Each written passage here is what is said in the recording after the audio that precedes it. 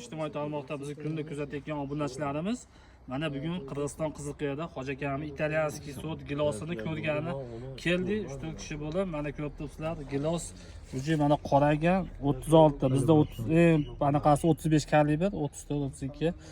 Hosildorligiga bitta baho berasizlar. Mana haqiqatan bak tagida bo'lar ekan. Mana buni ko'rsatsizlar. Gilos bir xilda, hamma yo'q, qop-qora mana.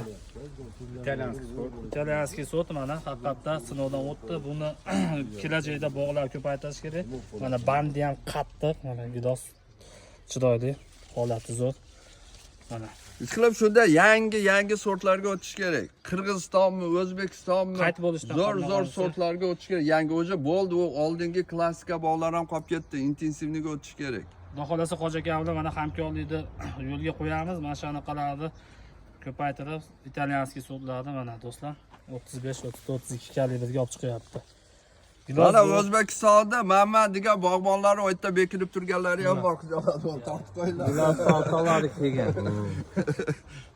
Qattiqligi gap yo'q. Sog' bo'lasizlar. Alloh razı olsun.